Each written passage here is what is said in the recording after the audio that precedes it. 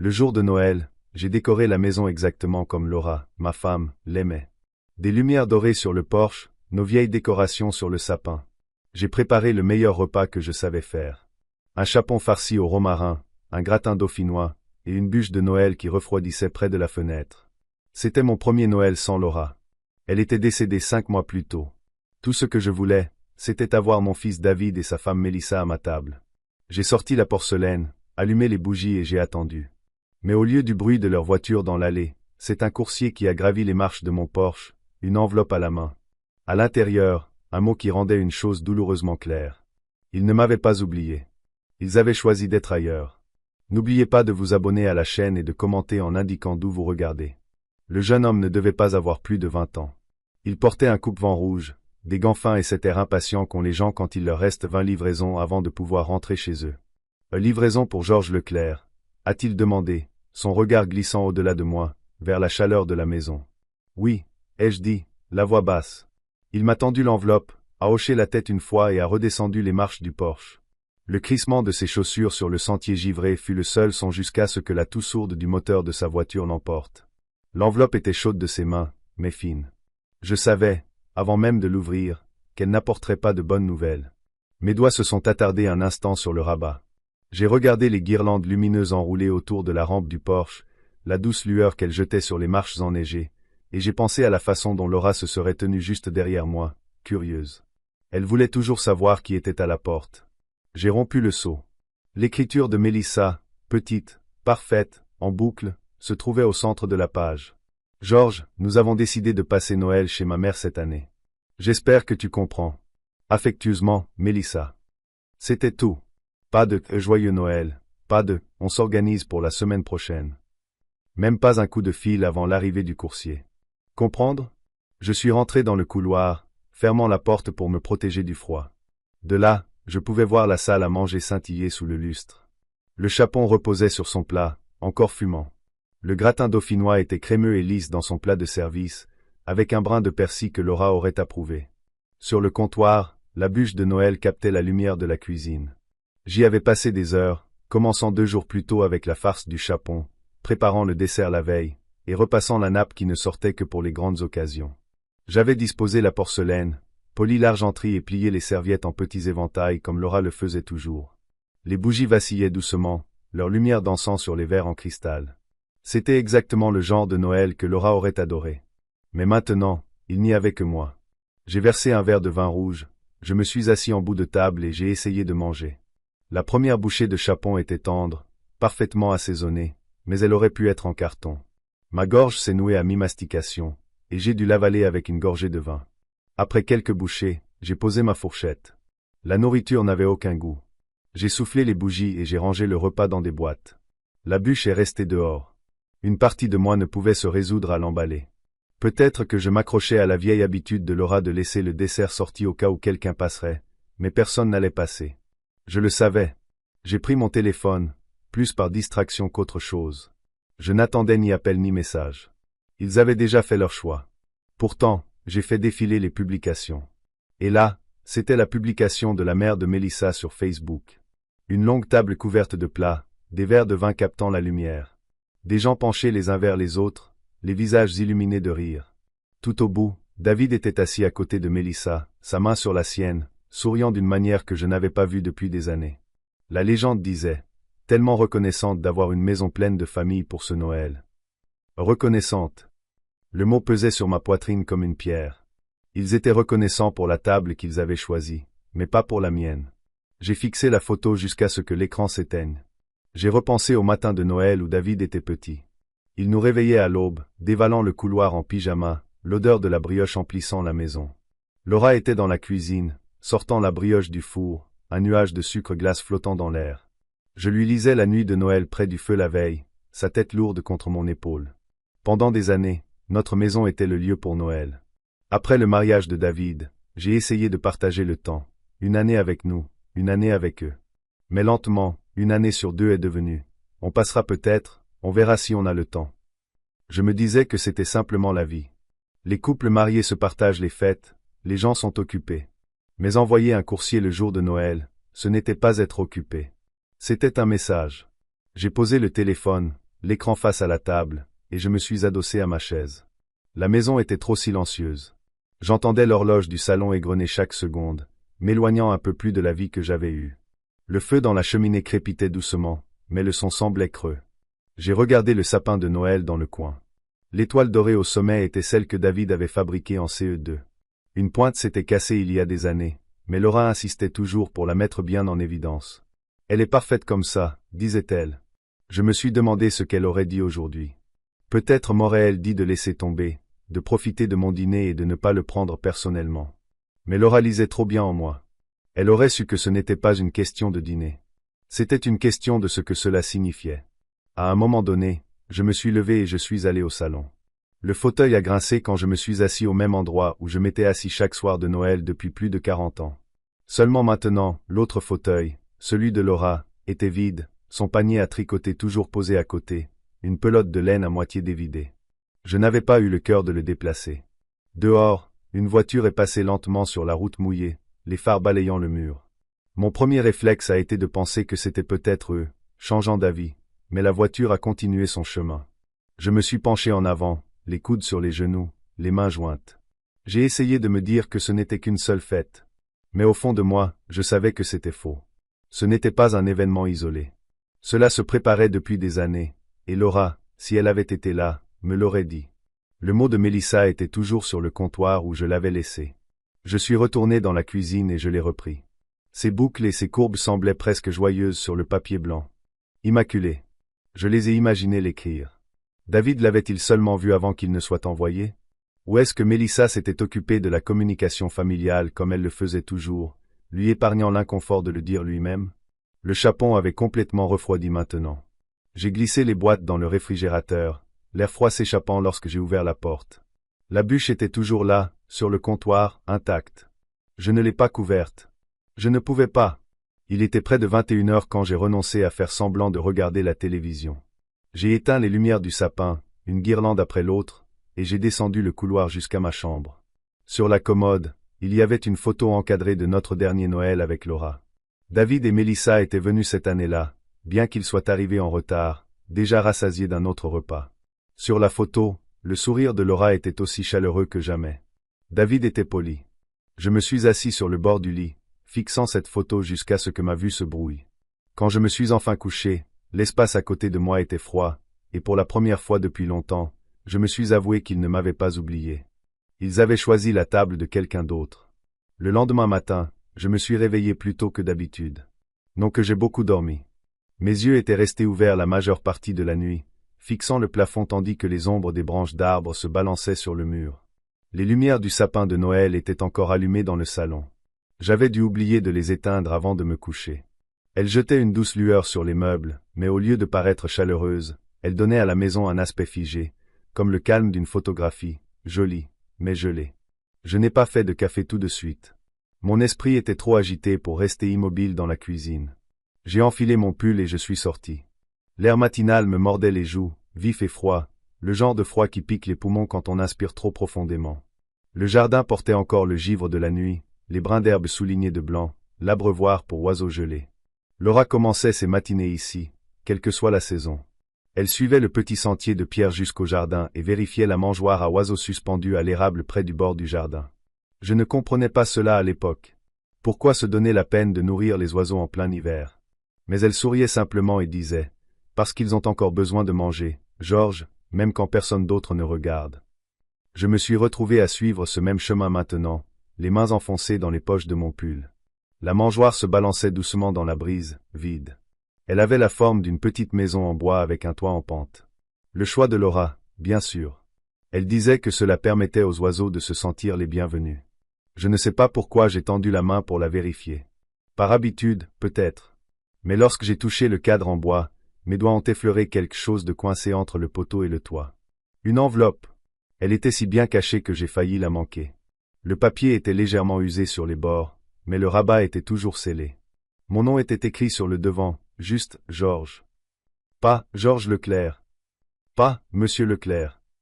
Juste la façon dont Laura l'écrivait toujours sur les cartes d'anniversaire ou les petits mots qu'elle laissait sur le réfrigérateur. Son écriture m'a coupé le souffle. J'ai passé mon pouce sur les lettres comme si je pouvais la sentir à travers elles. Dans le coin, il y avait une date, il y a près de 6 mois, une semaine avant sa mort. Ma respiration s'est un peu accélérée. J'ai regardé autour de moi dans le jardin comme si quelqu'un d'autre allait être là pour me dire quoi faire, mais il n'y avait que moi, le gel et le silence. Je l'ai rapporté à l'intérieur, je me suis assis à la table de la cuisine et je l'ai fixé pendant ce qui m'a semblé une minute entière avant de l'ouvrir. Le papier à l'intérieur était plié soigneusement, une seule page. Pas de salutation, pas de « Joyeux Noël », juste droit au but avec l'écriture incomparable de Laura. Si tu lis ceci, c'est que quelque chose que je redoutais est arrivé. Va à mon bureau, dans le tiroir du haut. Il y a autre chose. C'était tout. Pas d'explication, pas de signature. La chaise a raclé le sol alors que je me suis levé et que j'ai marché jusqu'au bureau. Le bureau de Laura était resté intact depuis le jour de son décès. Il y avait encore son pot à stylo, ses lunettes de lecture perchées sur une pile de livres de mots croisés et un petit plat en céramique rempli de trombones. Je me suis agenouillé et j'ai ouvert le tiroir du haut. Au début, je n'ai vu que les choses habituelles, du papier à lettres, des bloc-notes et un paquet de timbres à moitié utilisés. Mais en passant la main au fond, mes doigts ont accroché quelque chose. Collé sous le tiroir, il y avait une autre enveloppe, celle-ci plus épaisse. Je l'ai décollée avec précaution. Une petite clé en laiton était attachée à l'extérieur avec un trombone. À l'intérieur, avec la clé, se trouvait un document plié et un autre mot de la main de Laura. Georges, si jamais David t'exclut, ceci aura un sens. Tu trouveras tout ce dont tu as besoin à l'endroit que cette clé ouvre. C'est à toi. Ça l'a toujours été. Tu ne le savais juste pas. Je me suis reculé, le papier tremblant légèrement dans mes mains. Elle savait. Elle l'avait vu venir. Le document était un titre de propriété, d'aspect légal, avec mon nom imprimé en gras. L'adresse était une que je ne reconnaissais pas, quelque part dans une petite ville à environ 40 minutes de là. Valmont. Je suis resté là à le regarder, essayant d'assembler les pièces du puzzle. Nous n'avions jamais possédé de propriété là-bas. Laura ne l'avait jamais mentionné, pas une seule fois pendant toutes nos années ensemble. Pourquoi m'aurait-elle caché un tel endroit? Et pourquoi le lier au fait que David pourrait m'exclure? J'ai tourné la clé dans ma main. Le métal était frais, lisse sur les bords, bien utilisé mais poli. J'ai pensé à appeler quelqu'un, peut-être Alain, mon voisin et vieil ami, mais l'idée d'expliquer tout cela au téléphone me semblait inappropriée. C'était quelque chose que je devais voir par moi-même. J'ai posé l'enveloppe et la clé sur le bureau, je suis allé dans la chambre et j'ai sorti mon sac de voyage. Des vêtements de rechange, une lampe de poche, mon portefeuille et le thermos que Laura insistait toujours pour que je prenne lors de longs trajets. J'ai préparé un sandwich rapide, rempli le thermos de café et regardé l'horloge. Un peu après 9 heures. Le soleil d'hiver était bas, mais les routes seraient assez dégagées. En fermant la fermeture éclair du sac, mes yeux se sont posés sur le fauteuil dans le coin. Drapé sur le dossier se trouvait le vieux gilet bleu de Laura. Elle le portait pour lire au lit, les manches retroussées, les lunettes perchées sur le nez. J'ai tendu la main et j'ai lissé le tissu. Tu avais tout prévu, n'est-ce pas? Ai-je dit dans la pièce vide. La route pour sortir de la ville était silencieuse. J'ai passé le lac gelé, la quincaillerie où Laura m'entraînait le samedi, et des kilomètres d'arbres nus se dressant comme des sentinelles le long de la route. Valmont est apparu. Plus tôt que prévu. Quelques petites boutiques, un café-restaurant et une station-service qui semblaient n'avoir pas changé depuis des décennies. L'adresse m'a mené sur un chemin de gravier caché derrière une rangée de pins. J'ai ralenti pour lire les numéros cloués aux boîtes aux lettres jusqu'à ce que l'un corresponde au titre de propriété. C'était une petite maison blanche avec des volets bleus et un porche en pierre. Pas délabré, mais pas ostentatoire non plus. Le genre d'endroit qui semblait installé, comme s'il avait attendu. Je me suis garé dans l'allée. Les marches du perron ont grincé sous mes bottes alors que je les montais. Ma main s'est refermée sur la clé dans ma poche. Elle a glissé dans la serrure comme si elle y appartenait. Quand la porte s'est ouverte, j'ai hésité. Je ne pouvais pas me défaire du sentiment que j'entrais dans une pièce que Laura venait de quitter. À l'intérieur, l'air était doux, légèrement parfumé au cèdre et à quelque chose de sucré, provenant peut-être des vieux meubles en bois. Tout était net, entretenu, comme si quelqu'un l'avait gardé prêt. Dans le salon, une cheminée en bois supportait des photos encadrées. Laura et moi lors de notre 35e anniversaire de mariage, une autre d'elle sur la plage, tenant ses sandales d'une main, ses cheveux fouettés par le vent, et puis une que je n'avais jamais vue auparavant, Laura assise sur ce même porche, une tasse de café à la main, souriant à quelqu'un juste hors du cadre. Le canapé était du même style que celui que nous avions dans notre première maison. La bibliothèque contenait des titres que je reconnaissais, dans l'ordre exact où Laura les rangeait. Les romans policiers sur l'étagère du haut, les livres de cuisine en bas. Sur la table basse, une note pliée reposait à côté d'un jeu de sous-verre. Je l'ai ramassé. C'est à toi, au cas où ils oublieraient qui tu es. Pas de date, pas d'autres mots. Je me suis assis lentement, la note toujours à la main. Elle ne parlait pas seulement d'une maison. Elle parlait de moi, de ma valeur, de ma place dans cette famille. Et elle avait bâti quelque chose pour s'assurer que je ne l'oublie jamais. Je suis entré dans la cuisine. Les placards contenaient de la vaisselle soigneusement empilée, le garde-manger était rempli de denrées non périssables, riz, pâtes, conserves de légumes. Le réfrigérateur était débranché mais propre. À l'intérieur de la porte d'un placard se trouvait une liste de courses écrites de la main de Laura, café, pain, œufs, sucre. 2 chaises étaient installées à la table de la cuisine, l'une avec un coussin que Laura avait cousu elle-même. J'ai tendu la main et j'ai touché le tissu, m'attendant presque à ce qu'il soit encore chaud. Au bout du couloir, j'ai trouvé 2 chambres. L'une avait un lit soigneusement fait avec une courte pointe pliée au pied. L'autre était presque vide, à l'exception de quelques cartons empilés dans le coin, étiquetés « Affaire de Georges ». Je ne les ai pas ouverts. Pas encore. De retour dans le salon, je me suis assis dans le fauteuil près de la fenêtre et j'ai regardé le jardin. Il y avait une cabane à oiseaux à l'arrière, un autre banc sous ce qui devait être un parterre de fleurs au printemps. Le calme ici n'était pas comme le silence de la maison. C'était intentionnel, paisible. J'ai pensé à hier, aux mots de Mélissa et à la photo sur Facebook. Ici, ces choses semblaient plus petites, comme si elles appartenaient à un autre monde.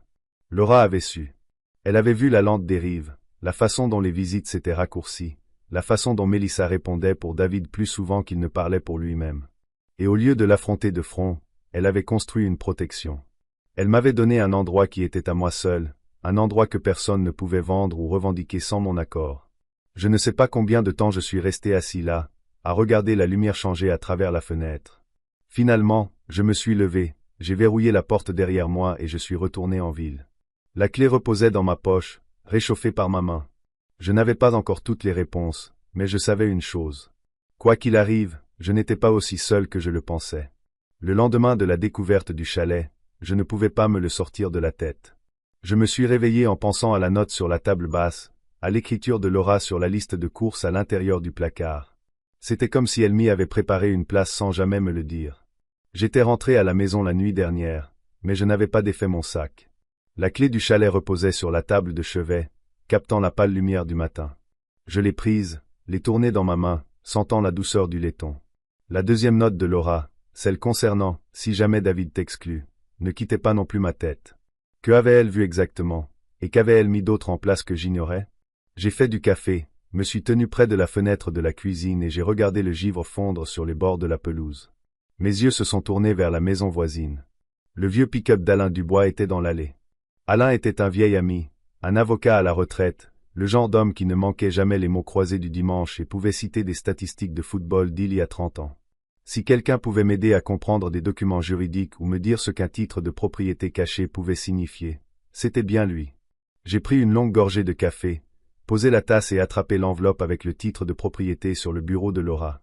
Alain a ouvert sa porte, vêtu d'une chemise en flanelle et tenant une tranche de pain grillé à moitié mangé. « Georges, dit-il, les sourcils levés. Tu es matinal. Tout va bien? » Pas vraiment, ai-je dit. Tu as une minute? Il s'est écarté pour me laisser entrer. Sa maison sentait légèrement la fumée de bois et le pain grillé beurré. Nous nous sommes assis à la table de la cuisine, le journal du matin soigneusement plié devant lui. « Qu'est-ce qui te préoccupe? » demanda-t-il. J'ai placé l'enveloppe sur la table, la faisant glisser vers lui. Il a sorti le titre de propriété, a ajusté ses lunettes de lecture et a lu en silence pendant un moment. Quand il a finalement relevé les yeux, son regard était plus vif que je ne l'avais vu depuis des années. « Valmont, dit-il. Joli petit coin par là-bas. C'est à ton nom seul. Aucun copropriétaire mentionné. Tu étais au courant? » J'ai secoué la tête. Jamais entendu parler avant hier. Alain a tapoté le papier. Eh bien, ce n'est pas un hasard. Ta femme a mis cela en place pour que ce soit séparé, ce qui signifie, d'un point de vue juridique, que personne d'autre que toi n'a de droit dessus. Je me suis adossé. Pourquoi aurait-elle fait ça? Alain m'a regardé longuement.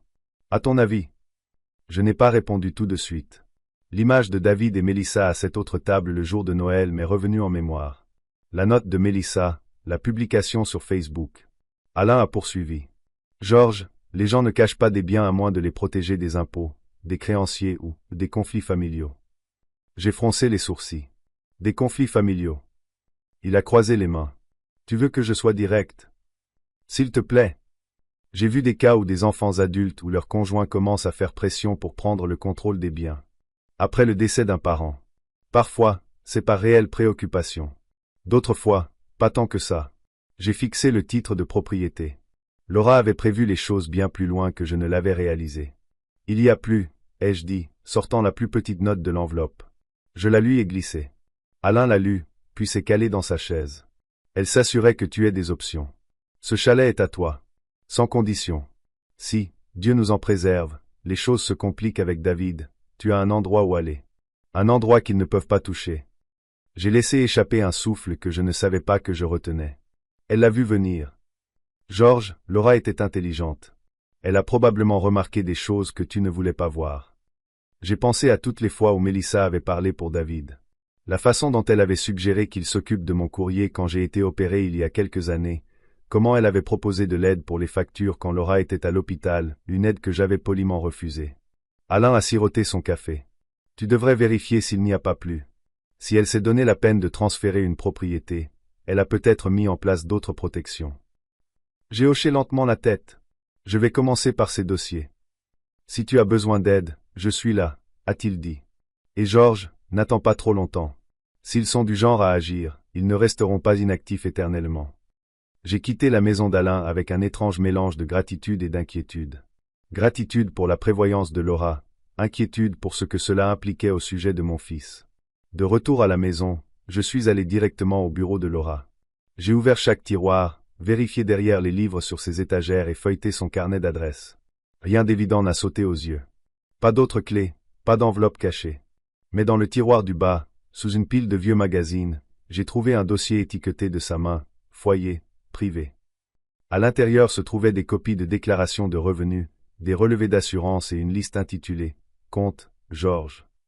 Certains portaient mon nom comme seul titulaire. Quelques-uns avaient été ouverts il y a seulement quelques années. Une entrée a attiré mon attention. Breton et associés. Fiducie 2941. À côté, une note entre parenthèses. Demandez à Alain si besoin. Breton et associés ne me disait rien, mais le mot « fiducie » m'a fait marquer une pause. Bien que moins courant en France qu'un trust anglo-saxon, le terme suggérait une structure financière protégée. J'ai pris le téléphone et j'ai rappelé Alain. « Tu as déjà entendu parler de Breton et associés ?» ai-je demandé. Il y a eu un bref silence. « Oui. Gérard Breton. Un comptable de la vieille école. Il a travaillé avec beaucoup de mes clients au fil des ans. » Pourquoi? Son nom est dans un des dossiers de Laura. Quelque chose à propos d'une fiducie à mon nom. Alain a sifflé doucement. Ça, c'est intéressant. Il a toujours son cabinet en ville. Tu veux que je prenne un rendez-vous? J'ai accepté. Alain a dit qu'il appellerait Breton et me recontacterait dans l'après-midi. En attendant, je suis retourné au chalet. Cette fois, j'ai ouvert les boîtes étiquetées, affaires de Georges.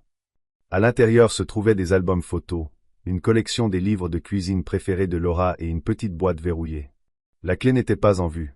J'ai mis la boîte de côté, notant mentalement de la vérifier plus tard. Dans la cuisine, j'ai préparé une cafetière en utilisant la vieille machine à filtre qui semblait venir de notre premier appartement. Je me suis assis à la table, la liste de courses toujours scotchée à l'intérieur de la porte du placard, et j'ai pensé à quel point tout cela semblait intentionnel. Laura n'avait pas seulement créé un plan de secours. Elle avait bâti un refuge. De retour à la maison, Alain a appelé juste après 15 heures. « Breton peut te voir demain matin », a-t-il dit. Je lui ai dit que tu avais des papiers que ta femme a laissés. Il avait l'air de savoir de quoi je parlais. Cette nuit-là, je suis resté au lit, retournant tout cela dans mon esprit. Un chalet caché, une fiducie privée. Les avertissements silencieux de Laura étaient enveloppés dans des phrases simples. J'ai pensé à sa voix, calme, certaine, me disant « Si jamais tu sens qu'il te pousse dehors, tu sauras où aller. » Je n'avais pas compris à l'époque. Maintenant, si. Au matin, j'étais prêt. J'ai mis ma plus belle veste, non pas que j'ai besoin d'impressionner Breton, mais parce que je voulais entrer en ayant l'air d'un homme qui contrôle encore sa propre vie. Le cabinet se trouvait dans un modeste immeuble en briques au-dessus d'une boulangerie. L'odeur du pain frais montait dans l'escalier alors que je grimpais. La salle d'attente était simple, 2 chaises, un bureau et un mur de classeur. Gérard Breton lui-même est venu m'accueillir. Il avait la soixantaine avancée, mince, avec des yeux vifs derrière des lunettes à monture métallique. « Monsieur Leclerc », dit-il en me serrant fermement la main. « Entrez, je vous en prie. » Son bureau était bordé de bibliothèques, chacune remplie de classeurs étiquetés par année. Nous nous sommes assis à une petite table près de la fenêtre. Je crois savoir que Laura vous a laissé quelques documents, a-t-il commencé. Je lui ai tendu le dossier. Il l'a parcouru, hochant la tête à certaines pages. Oui, c'est bien ce que je pensais, dit-il finalement. Votre femme a mis en place une fiducie privée à votre nom il y a environ 5 ans, distincte de tout compte joint. Elle a été très claire sur les termes. Elle est uniquement sous votre contrôle, sans autre fiduciaire que vous. J'ai cligné des yeux. Pourquoi ne me l'a-t-elle pas dit? Il a souri légèrement. Elle a dit qu'elle ne voulait pas que vous pensiez en avoir besoin, que c'était juste une mesure au cas où. Je me suis adossé, laissant cela s'imprégner. De combien s'agit-il? Breton a mentionné un chiffre qui m'a coupé le souffle. C'était plus que ce que j'avais imaginé, assez pour me mettre à l'abri pendant des années, quoi qu'il arrive. Elle a aussi laissé des instructions, a poursuivi Breton. Elle a dit que si les circonstances changeaient, ses mots, pas les miens, et que vous vous sentiez sous pression ou exclu, je devais vous expliquer la fiducie en détail.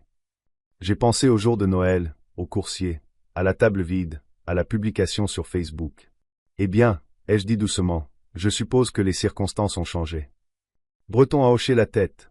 Je vais préparer les documents d'accès. En attendant, vous voudrez peut-être réfléchir à la manière dont vous voulez gérer les choses avec votre famille. J'ai eu un petit rire sans joie. C'est la question à 1 million d'euros. Quand j'ai quitté le bureau de Breton, l'air d'hiver semblait plus vif. Mais dans ma poche se trouvait le poids de la certitude. Pas seulement la clé du chalet, mais la connaissance que Laura m'avait donné quelque chose d'intouchable.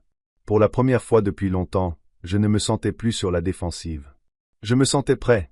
3 jours après ma rencontre avec Breton, j'étais dans la cuisine à faire du café quand j'ai entendu le crissement des pneus sur le gravier devant la maison. C'était en milieu de matinée, un moment où mon allée est habituellement vide. À travers la fenêtre au-dessus de l'évier, j'ai aperçu un SUV argenté qui se garait. Le SUV de David. Ma prise sur la cafetière s'est resserrée. Je l'ai posé, me suis essuyé les mains sur un torchon et me suis dirigé vers la porte d'entrée. On a frappé juste au moment où j'atteignais la poignée. 3 coups brefs, puis le silence. J'ai ouvert la porte pour voir David debout sur le porche, les mains dans les poches de sa veste. Il m'a fait un sourire crispé qui n'atteignait pas ses yeux. « Salut, papa !» Derrière lui, sur le siège passager du SUV au moteur tournant, Mélissa était au téléphone. Elle n'a même pas levé les yeux. « Qu'est-ce qui t'amène » ai-je demandé, gardant ma voix neutre. Il a piétiné sur place. Je pensais passer. On ne s'est pas parlé depuis Noël. Je me suis appuyé sur le cadre de la porte. On aurait pu se parler à ce moment-là, si tu avais été là. Une lueur de malaise a traversé son visage. Ouais, à ce sujet. La mère de Mélissa. Eh bien, c'était juste plus simple cette année. J'ai levé une main. Pas besoin d'expliquer. J'ai lu le mot. Il s'est éclairci la gorge. D'accord. Bon, de toute façon, je voulais aussi prendre de tes nouvelles, voir comment tu vas. Et peut-être parler de certaines choses. Des choses? Oui, tu sais, les affaires de maman, les comptes. J'étais dans le garage l'autre jour, je cherchais cette vieille canne à pêche, et j'ai vu des cartons avec des papiers. Je me suis dit que tu aurais peut-être besoin d'un coup de main pour trier tout ça. Voilà. La vraie raison. Je n'ai pas répondu tout de suite. Je l'ai simplement observé, de la même manière qu'on observe un adversaire aux échecs faire son premier mouvement. Qu'est-ce qui te fait penser que j'ai besoin d'aide pour ça? Ai-je demandé. Il a hésité, a jeté un regard en arrière vers le SUV. Eh bien, tu as beaucoup de choses à gérer, et Mélissa et moi, on s'est dit qu'on pourrait t'aider à gérer les choses, juste pour s'assurer que tout est en ordre. En ordre pour qui? Il a cligné des yeux. Pour toi, bien sûr. Pour tout le monde, en fait. Je me suis reculé de la porte, lui faisant signe d'entrer. Il est passé devant moi dans le salon, regardant autour de lui comme s'il le voyait pour la première fois. Ça n'a pas changé, a-t-il dit. Certaines choses n'ont pas besoin de changer, ai-je répondu. Nous nous sommes assis, moi dans mon fauteuil, lui sur le canapé. Il y avait un espace entre nous, le genre que l'on peut sentir même à quelques mètres de distance. Alors, ai-je dit, dis-moi plus sur cette aide que vous proposez. Il s'est de nouveau agité, posant les coudes sur les genoux. On pense juste que ce serait bien de, tu sais, consolider les choses, rationaliser, peut-être déplacer certains comptes.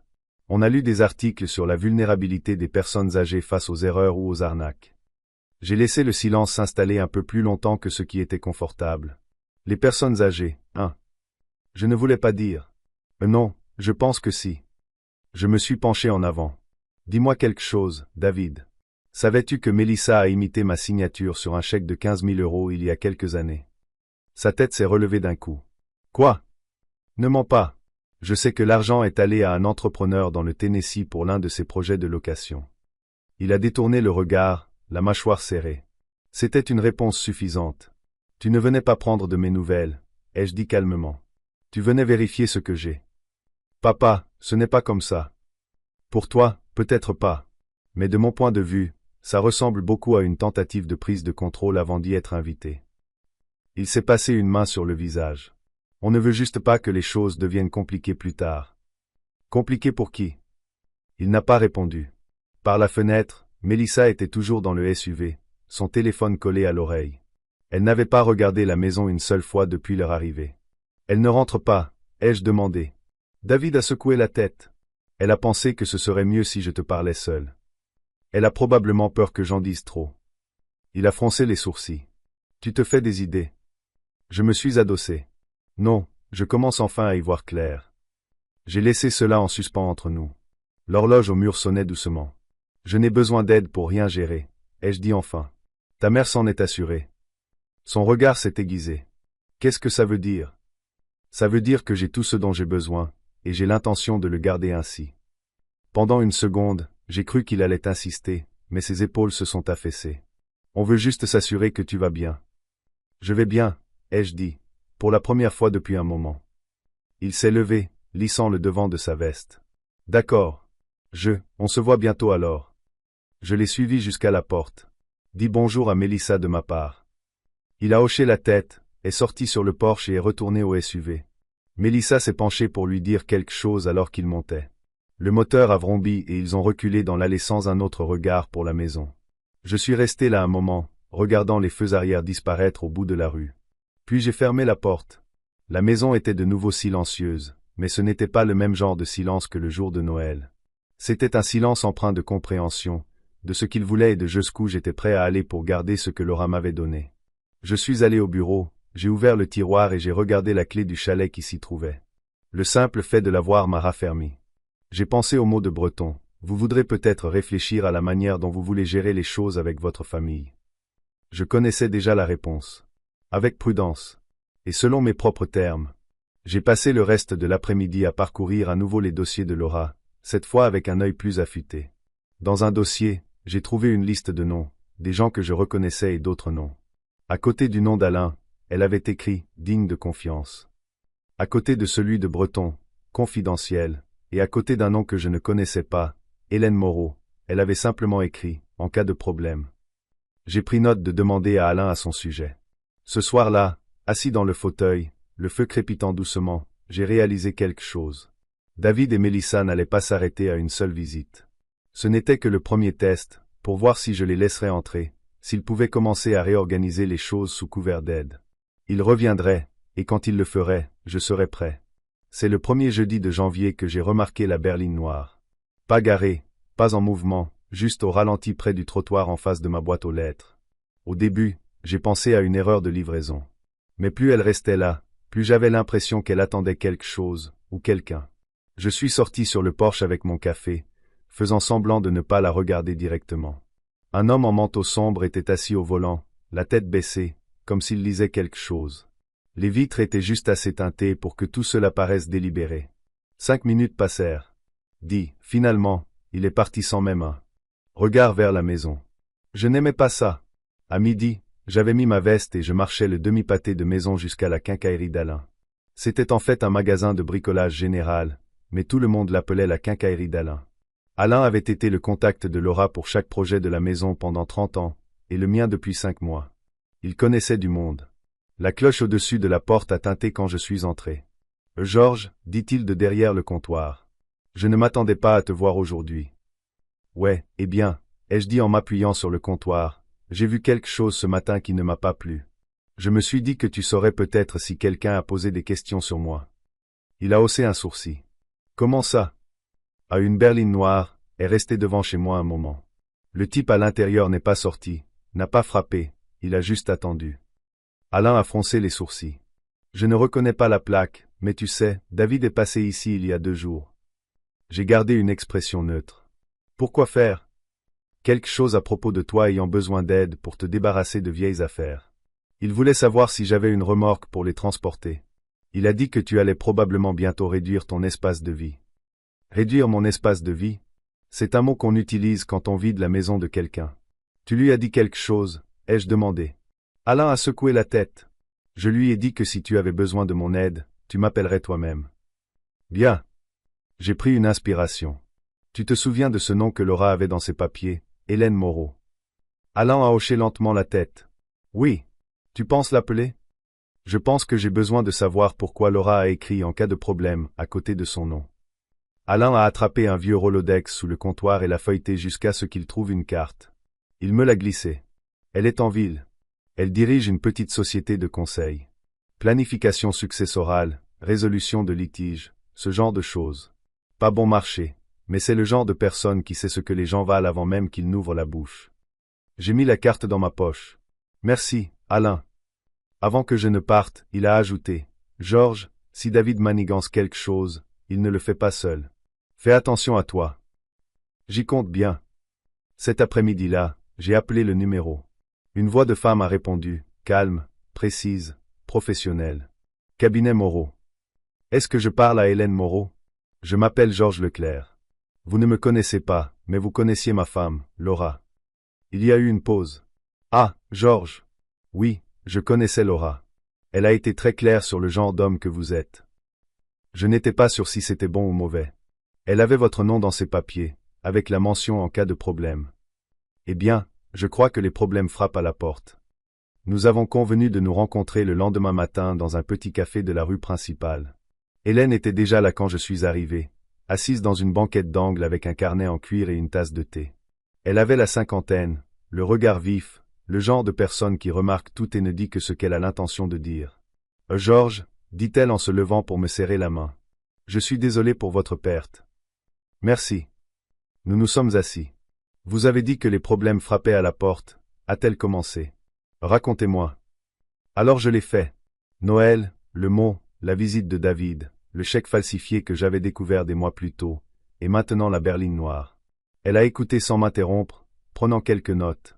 Quand j'ai fini, elle a dit, votre fils et sa femme se positionnent. D'abord socialement, en sapant votre indépendance dans la conversation, puis financièrement, en cherchant à accéder aux comptes, aux propriétés, ou à donner l'impression que vous ne pouvez pas les gérer. J'ai hoché la tête. Et cette berline? Ça pourrait être un détective privé, ça pourrait être un acheteur. Quoi qu'il en soit, c'est lié à eux. Les gens ne se garent pas simplement devant chez vous sans raison. Je me suis penché. Laura vous faisait confiance, alors je vais vous le demander directement. Que feriez-vous? Elle a tourné une page de son carnet. Protéger le périmètre, verrouiller les actifs et créer une trace écrite qui montre non seulement que vous êtes compétent, mais que tout changement à partir de maintenant est votre choix, et le vôtre seul. Nous avons parlé pendant 1 heure, passant en revue les détails, les titres de propriété, les signataires des comptes, même le chalet que Laura avait laissé. À un moment donné, elle a demandé, quelqu'un d'autre que David et Mélissa est-il entré dans la maison depuis le décès de Laura? J'ai réfléchi. Une seule fois. Un homme prétendant être de la compagnie d'électricité a dit qu'il devait vérifier le compteur à l'intérieur. Je l'ai laissé entrer, mais il ne s'est jamais approché du compteur. Le stylo d'Hélène s'est arrêté. Et vous n'avez pas appelé la compagnie pour vérifier? Oh non. Elle a secoué la tête. C'est une intrusion. À partir de maintenant, personne ne rentre sans rendez-vous et une pièce d'identité que vous avez confirmée vous-même. Quand nous avons quitté le café, elle m'a tendu sa carte. Georges, je travaille pour des clients, pas pour des familles. Cela signifie que je ferai ce qui doit être fait, même si cela doit froisser quelques susceptibilités. C'est exactement ce que je cherche. Sur le chemin du retour vers ma voiture, j'ai vu une berline noire garée quelques places plus loin. Pas la même que celle de ma rue, mais assez proche pour me donner la chair de poule. Je n'en ai pas parlé à Hélène. Pas encore. De retour à la maison, j'ai immédiatement suivi ses conseils. J'ai changé les serrures. J'ai déplacé certains dossiers du bureau vers une boîte verrouillée dans le grenier. J'ai appelé la banque pour mettre à jour les alertes de compte afin d'être averti de toute activité inhabituelle. Ce soir-là, en triant à nouveau les dossiers de Laura, j'ai trouvé quelque chose que j'avais manqué auparavant, une enveloppe scellée avec mon nom écrit de sa main. Je l'ai ouverte avec précaution. À l'intérieur se trouvait une seule page. Si tu lis ceci, cela signifie que tu as vu ce que je voyais venir. Fais confiance à Hélène. Et n'aie pas peur de les laisser croire qu'ils gagnent, jusqu'à ce que tu sois prêt à leur montrer que ce n'est pas le cas. Je suis resté assis là pendant un long moment, le feu mourant dans l'âtre, pensant à quel point elle nous connaissait bien, elle, moi et eux. Dehors, quelque part dans la rue, un moteur a tourné au ralenti quelques secondes avant de s'évanouir dans le lointain. Les problèmes ne frappaient plus seulement à la porte. Ils tournaient autour, et je venais de trouver ma première véritable alliée. Tout a commencé par un coup à la porte, pas le genre poli à 3 petits tocs. C'était sec, officiel. J'ai ouvert pour trouver un homme en coupe-vent beige tenant un porte-bloc. « Monsieur Leclerc » a-t-il demandé. « Oui. Je suis ici pour vous remettre une notification du tribunal. Je vous conseille de la lire attentivement. » Il m'a tendu une enveloppe épaisse et s'est éloigné sans attendre de signature. À l'intérieur, il y avait une requête. Une requête aux fins de mise sous tutelle. Ma tutelle, demandée par David Leclerc et Mélissa Leclerc. J'ai lu les lignes 2 fois, puis une 3e fois. Ils prétendaient que je n'étais plus capable de gérer mes affaires personnelles ou financières en raison d'un déclin de mes fonctions cognitives. Ils avaient listé des exemples, une facture d'électricité impayée, une confusion avec les mots de passe bancaire, et un incident où j'aurais laissé la cuisinière allumée. La moitié était des mensonges. L'autre moitié, des demi-vérités étirées jusqu'à la rupture. J'ai appelé Hélène immédiatement. Elle a décroché à la 2e sonnerie. Ils ont agi plus vite que je ne le pensais, a-t-elle dit après que je lui ai lu le premier paragraphe. Les requêtes de mise sous tutelle peuvent être dangereuses. Elles sont plus faciles à obtenir que la plupart des gens ne le pensent, surtout si le tribunal croit que vous êtes isolé. Je ne suis pas isolé, ai-je dit. Non, mais il brosse un tableau où vous l'êtes. Et si nous ne prenons pas les devants, ce tableau deviendra la réalité aux yeux du juge. À midi, j'étais assis dans son bureau, la requête étalée sur son bureau. Ils ont même mentionné le chalet, ai-je dit, en tapotant la dernière page, affirmant qu'il risque d'être négligé s'il reste sous mon contrôle. Hélène a pris une petite note dans son carnet. Il ne s'agit pas seulement de votre indépendance. Ils veulent débloquer les actifs liés à ce chalet, probablement comme garantie pour autre chose. Elle s'est levée, s'est dirigée vers un classeur et en a sorti un dossier. Voici ce que nous allons faire, a-t-elle dit. Nous allons créer notre propre trace écrite. Un certificat médical prouvant votre compétence, des relevés documentés de la gestion de vos comptes, et des témoins qui peuvent attester de votre clarté d'esprit et de votre prise de décision. J'ai froncé les sourcils.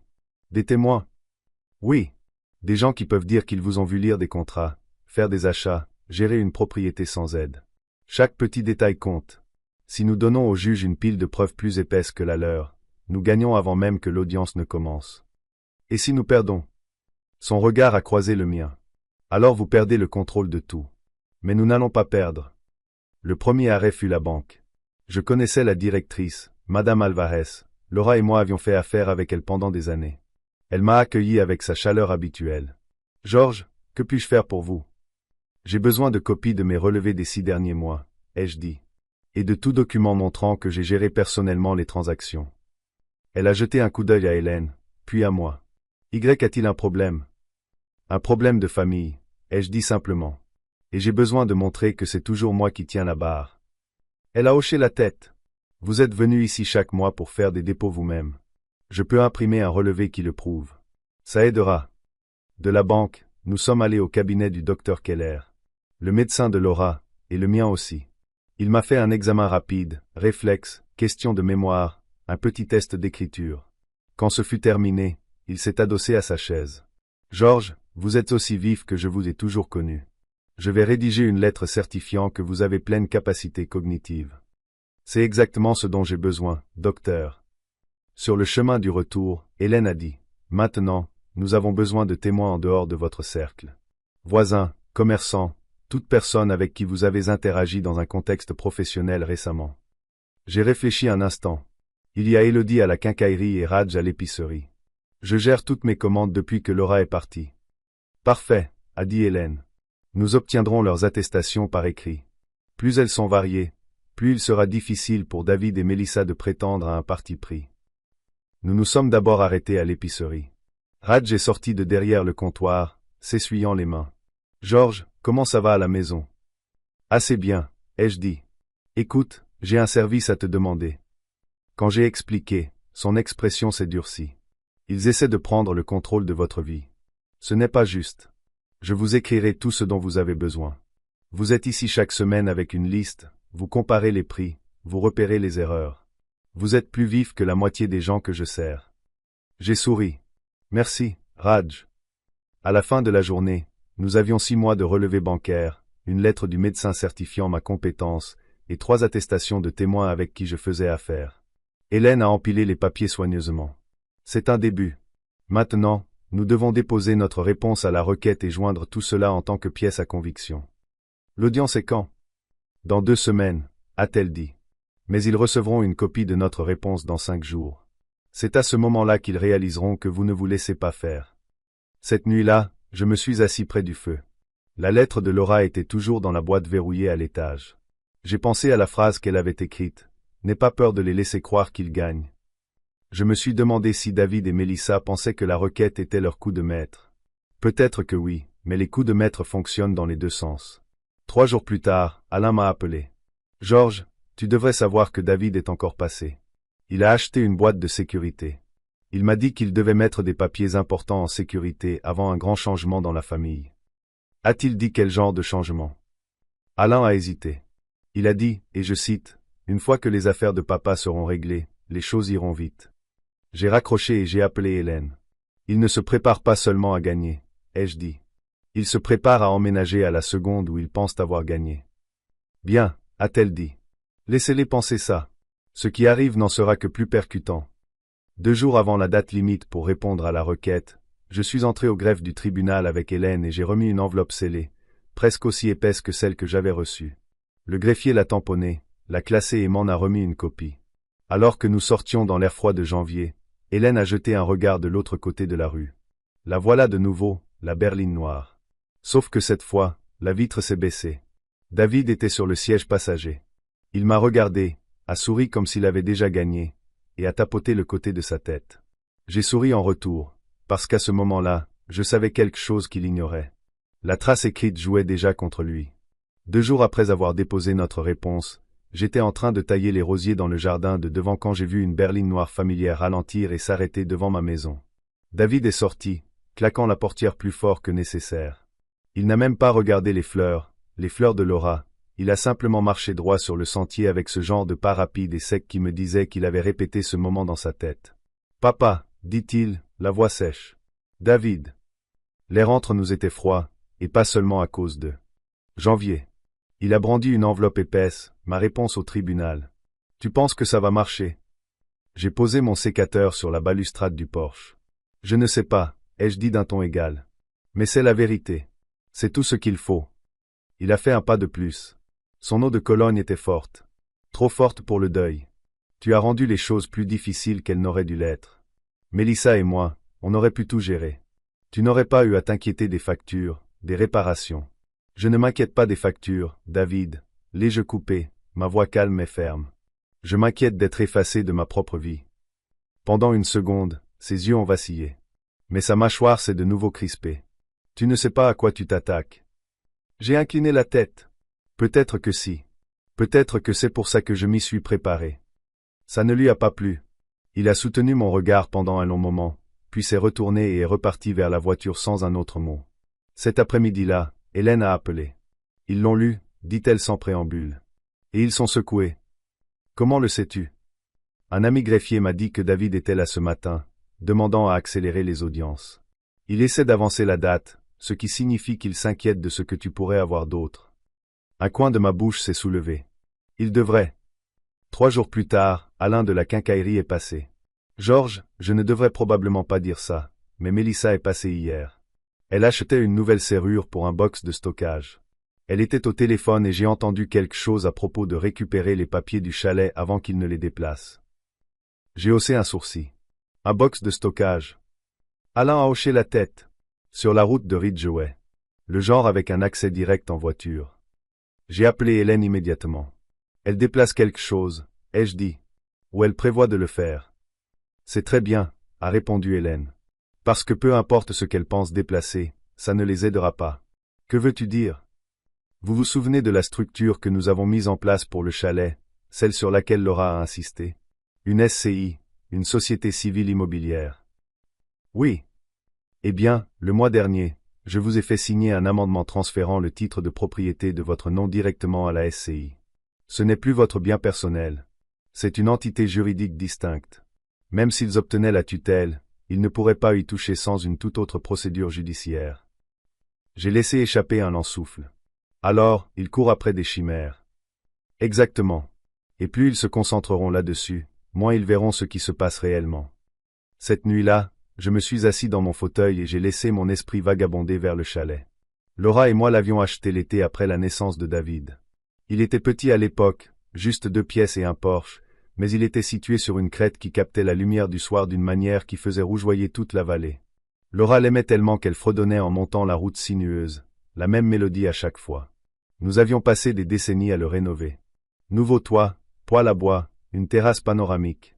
La dernière chose que Laura a dite à ce sujet, des mois avant sa mort, était « Promets-moi que tu ne le laisseras jamais tomber entre de mauvaises mains. » J'avais promis, et je le pensais. Quelques soirs plus tard, je suis allé me promener pour m'éclaircir les idées. En passant devant le café du coin, j'ai vu Mélissa à travers la fenêtre. Elle était penchée vers un homme que je ne reconnaissais pas, faisant glisser un dossier sur la table. Il y a jeté un coup d'œil, puis a hoché la tête. Je ne me suis pas arrêté, je n'ai pas fixé, j'ai juste continué à marcher. Mais l'image m'est restée en tête tout le chemin du retour. Mélissa passant ce dossier comme un témoin dans une course de relais. 2 jours plus tard, l'avis d'audience est arrivé, reprogrammé pour le mardi suivant, dans moins d'une semaine. Je l'ai apporté directement au bureau d'Hélène. C'est une bonne chose, a-t-elle dit. Ça les force à dévoiler leur jeu plus tôt. Nous les ferons réagir au lieu de dicter les règles. Elle s'est penchée en avant. Georges, je veux que vous soyez prêts pour une dernière chose. S'ils pensent qu'ils perdent, ils pourraient essayer quelque chose dans un lieu public, quelque chose pour vous faire paraître instable avant l'audience. J'ai froncé les sourcils. Comme quoi? Ça pourrait être n'importe quoi. Une accusation soudaine, un incident qu'ils prétendent s'être produit devant des témoins. Ne leur donnez simplement pas d'ouverture. Le lendemain, je suis allé au centre communautaire pour le petit déjeuner mensuel des anciens combattants. J'avais manqué les derniers mois, mais je voulais que les gens me voient, vif, stable, engagé. Ça a marché. J'ai serré des mains, raconté des histoires et même aidé à organiser les billets de tombola. De vieux amis comme Marc et Édouard ont ri avec moi devant un café brûlé, et les nouveaux venus ont écouté poliment pendant que je parlais du projet de jardinage que nous avions lancé. Chaque poignée de main était plus qu'une simple salutation. C'était un rappel à la salle que je faisais partie de cette communauté, pas un reclus perdant la tête. En sortant, j'ai vu Élodie de la quincaillerie. J'ai entendu dire qu'il y avait des histoires de famille, a-t-elle dit doucement. Si tu as besoin de quelqu'un pour se porter garant pour toi, tu sais que je suis là. Je l'ai remercié. Une autre pièce sur l'échiquier. Cette nuit-là, mon téléphone a sonné. Un numéro que je ne reconnaissais pas. Quand j'ai répondu, la voix de Mélissa s'est fait entendre, douce mais cassante. Georges, je voulais juste dire, quoi qu'il arrive au tribunal, nous espérons que tu comprendras. C'est pour ton bien. J'ai laissé le silence s'étirer. C'est drôle que tu parles de mon bien, Mélissa. D'habitude, c'est moi qui décide de ce que c'est. Son ton s'est durci. Nous verrons ce que le juge en pense. Elle a raccroché. Pendant un long moment, je suis resté assis là. Le feu était bas, projetant des ombres sur les murs. À l'étage, la lettre de Laura était toujours dans la boîte de sécurité. Les documents de la SCI du chalet étaient dans le coffre-fort d'Hélène. Et le reste, la partie qu'ils ne connaissaient pas encore, était toujours en mouvement. Parce que pendant que David et Mélissa couraient après le chalet, je m'assurais que le reste de mes biens en la maison, les comptes, même la voiture, étaient alignés sous la même structure de protection. Au moment de l'audience, il n'y aurait plus un seul bien à mon nom qui vaille la peine de se battre. C'était la partie qu'ils ne verraient jamais venir. Pas avant qu'il ne soit trop tard.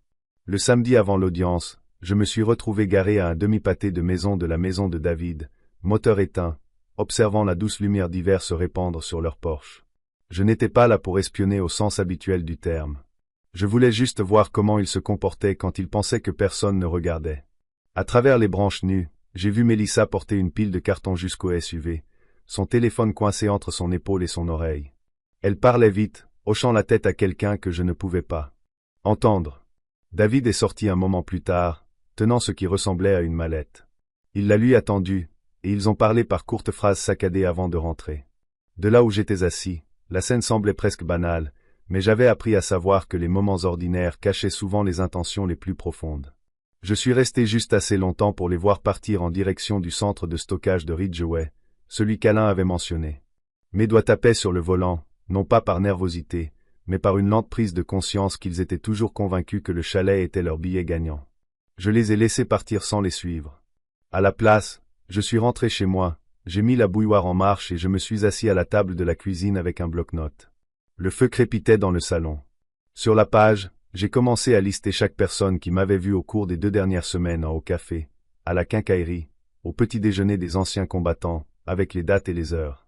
Ce n'était pas de la paranoïa. Hélène avait été claire, s'ils essaient de vous dépeindre comme instable, nous aurons besoin de témoins crédibles qui peuvent dire le contraire. Date, heure, interaction. Plus c'est ordinaire, mieux c'est. Alors je les ai notés, même les plus petites rencontres, Élodie de la quincaillerie, Marc du petit déjeuner, le facteur avec qui j'avais discuté de la tempête de neige. Chaque nom était une brique dans le mur que je construisais. 2 jours plus tard, mon téléphone a sonné. C'était Élodie. Georges, tu ne vas pas le croire, mais Mélissa est passée aujourd'hui avec un porte-bloc. Elle demandait si quelqu'un avait remarqué que tu agissais de manière confuse récemment. J'ai gardé un ton léger. Et que lui as-tu dit? Que tu as été plus vif que la plupart des gens de la moitié de ton âge. Georges, elle cherche des ennuis. Je sais, ai-je dit. Laisse-la pêcher. Elle est dans le mauvais étang. Cette nuit-là, je n'ai pas pu dormir. Je suis sorti sur le porche, l'air vif dans mes poumons, et j'ai laissé mes yeux errer sur le jardin sombre. Laura disait que l'hiver était le moment où la vérité se montrait. Les arbres dépouillés, sans feuilles pour se cacher. Debout là, je sentais la vérité aussi clairement que le gel sous mes pieds. David et Mélissa ne veillaient pas sur moi. Ils veillaient sur eux-mêmes. Et quelque part en cours de route, ils s'étaient convaincus que ces 2 choses étaient les mêmes. Lundi matin, Hélène a appelé. Ils ont déposé un addendum d'urgence, a-t-elle dit. Ils prétendent que vous avez pris des décisions financières imprudentes. Ils citent la vente du vieux pick-up et le don au fonds des anciens combattants. J'ai presque ri. J'ai vendu le pick-up parce que je ne peux pas conduire 2 véhicules à la fois, et j'ai fait un don au fond parce que j'y crois. Je sais, a dit Hélène. Mais ils essaient de le présenter comme un comportement impulsif. Nous allons contrer avec la preuve que c'était des décisions planifiées et logiques. Avez-vous toujours l'acte de vente du camion? Dans le 2e tiroir du classeur. Bien. Apportez-le demain. Cet après-midi-là, en fouillant dans le classeur, j'ai trouvé quelque chose que je n'avais pas regardé depuis des mois. Une photographie de Laura et moi sur la terrasse du chalet, prise l'été avant le mariage de David. Ses cheveux étaient pris par le vent, son sourire facile. David avait été là ce week-end-là aussi. Bien que sur la photo, il se tenait à l'écart, consultant son téléphone. Je me souviens avoir pensé, même à l'époque, qu'il dérivait déjà dans l'orbite de Mélissa. Elle avait une façon d'attirer les gens, de leur faire croire que son approbation était la chose la plus précieuse qu'ils pouvaient posséder. Mardi soir, alors que je fermais tout pour la nuit, on a frappé à la porte. Quand j'ai ouvert, David était là, les mains dans les poches de son manteau. « Papa, a-t-il commencé? On organise une petite réunion demain soir. Amis, voisins. Mélissa a pensé que tu aimerais venir. Je l'ai étudié. Demain soir? C'est la veille de l'audience. » Il a souri, mais cela n'a pas atteint ses yeux. Exactement. Une chance de crever l'abcès, de montrer à tout le monde que nous sommes sur la même longueur d'onde. L'invitation relevait moins de l'hospitalité que de l'image. Je le voyais aussi clairement que le givre sur la fenêtre. Si je venais et que je disais quelque chose qu'ils pouvaient déformer, ils auraient leurs preuves. Si je ne venais pas, ils diraient que je m'isolais. J'y réfléchirai, ai-je dit. Cette nuit-là, j'ai appelé Hélène. N'y allez pas, a-t-elle conseillé immédiatement. Il prépare le terrain. Toute réunion amicale la veille d'une audience n'est pas amicale. Alors je n'y suis pas allé. À la place, je me suis assuré d'être vu ailleurs, au centre des anciens combattants, aidant à décharger des manteaux donnés, discutant avec des gens qui se souviendraient exactement où j'étais. Le matin de la réunion, je suis passé par la rue de David en revenant des courses. Des voitures bordaient la rue. À travers la fenêtre, j'ai vu Mélissa dans une robe rouge vif, riant avec un groupe de voisins. David servait des boissons. De temps en temps, l'un d'eux jetait un coup d'œil vers la porte, comme s'ils attendaient quelqu'un en moi, je suppose. J'ai continué ma route. Le lendemain, Alain m'a arrêté devant la poste. « Georges, tu as manqué toute une soirée, » a-t-il dit. Mélissa racontait aux gens que tu avais des trous de mémoire. David avait l'air mal à l'aise, mais il ne l'a pas arrêté. Je l'ai remercié, bien que ma poitrine se soit serrée. C'était une chose de suspecter qu'ils essaieraient de me saper.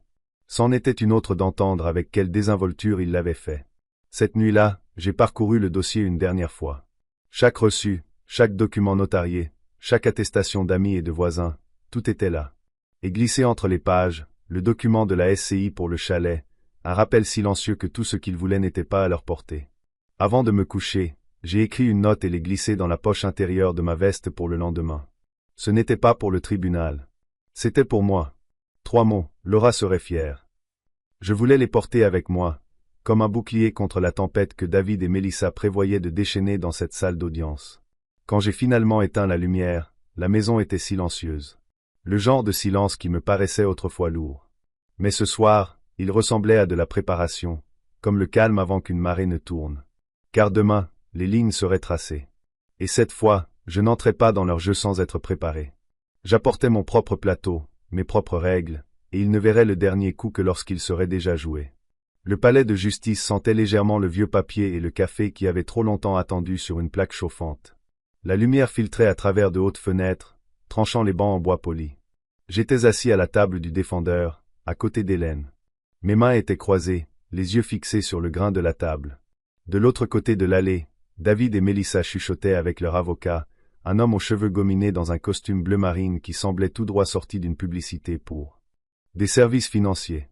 Les ongles rouges de Mélissa tapaient un rythme impatient sur l'accoudoir. David n'arrêtait pas d'ajuster sa cravate, jetant des regards vers moi, puis les détournant. L'huissier a appelé l'audience à l'ordre, et la juge, une femme dans la soixantaine au regard stable et impassible, a pris place. Elle a parcouru le rôle, puis a regardé directement les avocats. « Procédons », a-t-elle dit. L'avocat de David a commencé. Sa voix était douce, presque répétée.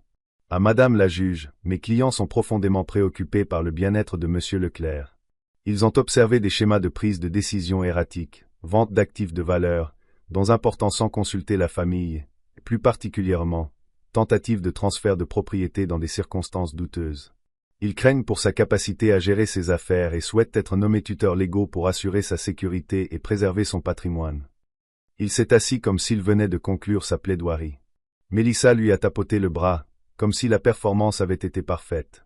Hélène s'est levée lentement, rassemblant ses notes. « À Madame la juge, mon client, Monsieur Leclerc, a été la cible d'une tentative calculée de le priver de son autonomie et de ses biens. Les soi-disant schémas cités par les demandeurs ne sont rien de plus que des décisions responsables prises par un adulte compétent. Nous allons démontrer que les allégations portées contre lui sont infondées et que le véritable motif ici est le contrôle, en particulier le contrôle d'un chalet au bord d'un lac qui appartient à la famille de Monsieur Leclerc depuis des décennies. » La juge a hoché la tête. « Poursuivez. » Nous avons commencé avec les reçus. La vente du vieux pick-up, un acte de vente en bonne et due forme, notarié, avec la déclaration de l'acheteur que la transaction avait été arrangée des semaines à l'avance. Puis le don au fonds des anciens combattants, une correspondance documentée montrant qu'il faisait partie d'une contribution annuelle planifiée, quelque chose que Laura et moi faisions depuis des années. Mélissa s'est agitée sur son siège à chaque fois qu'un morceau de papier glissait sur le bureau de la juge. David fixait droit devant lui, la mâchoire serrée. Puis vinrent les témoins. Élodie de la quincaillerie a pris la parole, racontant comment elle m'avait parlé à plusieurs reprises au cours du mois dernier, chaque interaction étant claire et cohérente. Marc, du petit déjeuner des anciens combattants, m'a décrit organisant les dons de manteaux, gérant les feuilles d'inscription, et même le taquinant sur son écriture épouvantable. Chaque témoignage était une brique dans le mur qu'Hélène avait promis de construire. Vers le milieu, l'avocat de David a tenté de contre-attaquer. « À Monsieur Leclerc, n'est-il pas vrai que vous avez récemment égaré des documents importants et que vous avez dû appeler votre fils à l'aide ?» J'ai soutenu son regard d'un air égal. J'ai égaré une facture d'électricité. Je l'ai retrouvée 10 minutes plus tard sous le journal. Si c'est un motif d'incompétence, Madame la juge, alors la moitié du pays devrait être sous tutelle. Une vague de rires étouffés a parcouru la salle d'audience. Même la bouche de la juge a tressailli. Mais le véritable tournant est venu quand Hélène a appelé Alain. Il a pris la barre, les épaules larges dans sa flanelle repassée, et a prêté serment. « À Monsieur Dubois, » a commencé Hélène, « vous m'avez mentionné avoir été témoin d'une conversation au centre de stockage impliquant les demandeurs. Pourriez-vous la partager avec la cour ?»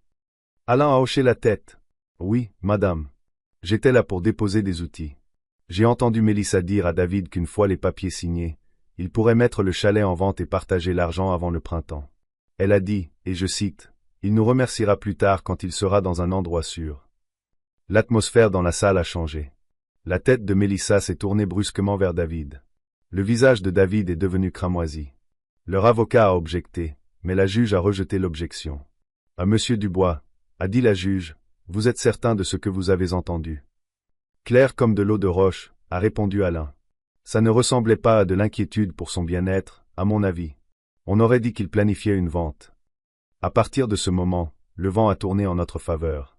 Hélène a expliqué à la juge les documents de la SCI pour le chalet, montrant comment il était protégé de toute vente sans mon consentement direct. Elle a souligné le timing suspect des inquiétudes, toutes apparues juste après que Mélissa ait appris que le chalet ne faisait pas partie de la succession dont il pourrait hériter. Quand ce fut mon tour de parler, j'ai fait simple. J'ai 72 ans. J'ai travaillé toute ma vie, servi mon pays et payé mes factures à temps. Je ne suis pas parfait, mais je suis capable de prendre mes propres décisions. Ma femme et moi avons construit ce chalet comme un lieu pour la famille, pas comme une monnaie d'échange. Si mon fils et ma belle-fille ne peuvent pas l'accepter, c'est leur choix. Mais ils n'ont pas le droit de prendre le mien. La juge s'est adossée, silencieuse pendant un long moment. Puis elle a parlé. À Monsieur Leclerc, sur la base des preuves et des témoignages présentés, je ne trouve aucun motif pour accorder la requête de mise sous tutelle. De plus, j'émets une ordonnance de protection interdisant aux demandeurs d'interférer avec votre propriété ou vos décisions financières. La Cour conseille vivement aux deux parties de chercher une médiation si elles souhaitent réparer leur relation, bien que je note que cela est en dehors de la juridiction de la Cour. Son marteau est tombé avec un son qui, pour moi, ressemblait à un verrou qui se met en place. Les épaules de David se sont affaissées. Mélissa lui a chuchoté quelque chose de sec à l'oreille, mais il ne l'a pas regardé. Leur avocat a commencé à rassembler ses papiers, son expression passant déjà à l'affaire suivante. Hélène s'est tournée vers moi, son sourire petit mais certain. « C'est fini », a-t-elle dit.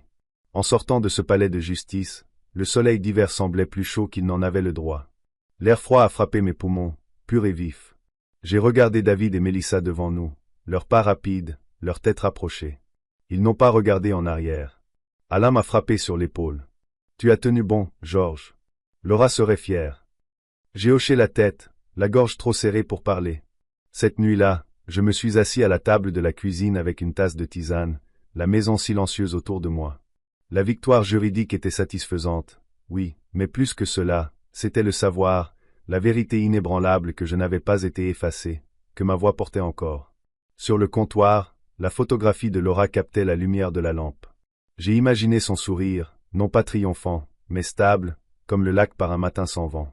Je n'ai pas célébré avec du champagne ou un dîner chic. Je suis juste allé me coucher en sachant qu'à mon réveil, ma vie serait toujours la mienne. Et pour l'instant, c'était suffisant. Le matin après la décision du tribunal, je me suis réveillé avant le lever du soleil. Les vieilles habitudes ont la vie dure. Pendant un moment, je suis resté immobile, écoutant le silence. Pas de téléphone vibrant sur la table de chevet. Pas de quoi. La porte. Juste le bourdonnement du chauffage et le faible tic-tac de l'horloge de la cuisine. J'ai fait du café comme Laura le faisait. Une cuillère bombée de café moulu, une pincée de cannelle, un renversement d'eau chaude. L'odeur a rempli la cuisine, riche et familière. J'ai emporté la tasse sur le porche arrière, où l'air était assez froid pour me piquer le visage, et j'ai regardé la première lumière toucher le lac. Il avait l'air différent maintenant. Non pas parce que l'eau avait changé, mais parce que moi, j'avais changé. Le poids que j'avais porté ces derniers mois, la peur de perdre non seulement le chalet, mais aussi mon mot à dire dans ma propre vie, avait disparu. Pas oublié, mais disparu. J'avais des projets pour la journée. De petits projets. J'avais promis à Alain de le retrouver au centre des anciens combattants pour aider à réparer un toit qui fuyait. Puis peut-être que je passerais à la quincaillerie, voir si Élodie avait toujours ses planches de cèdre en promotion.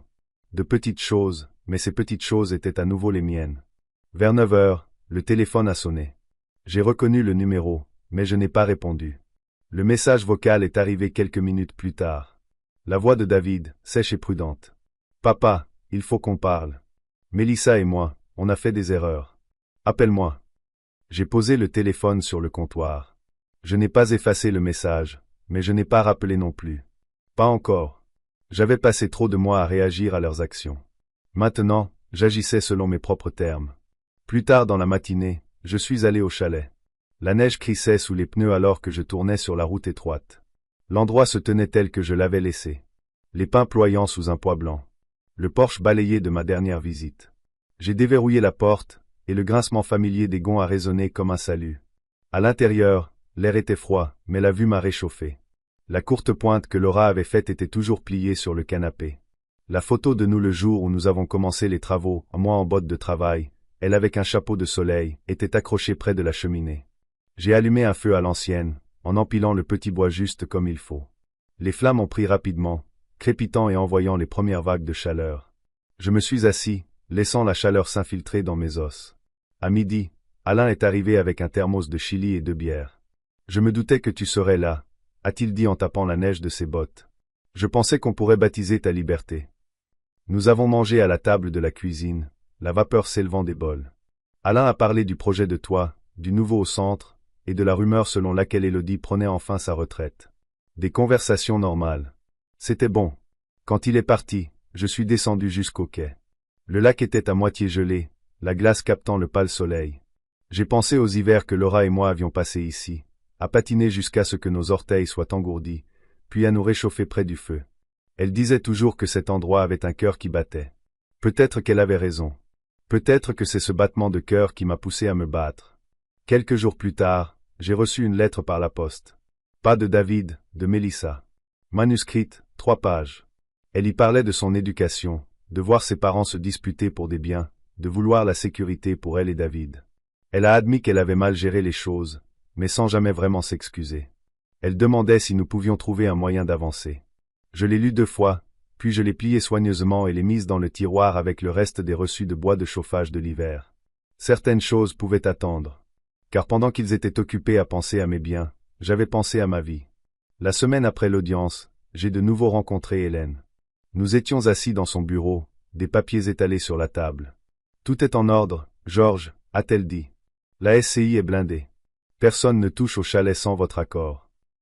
J'ai hoché la tête. Bien. Mais je veux aller plus loin. Elle a haussé un sourcil.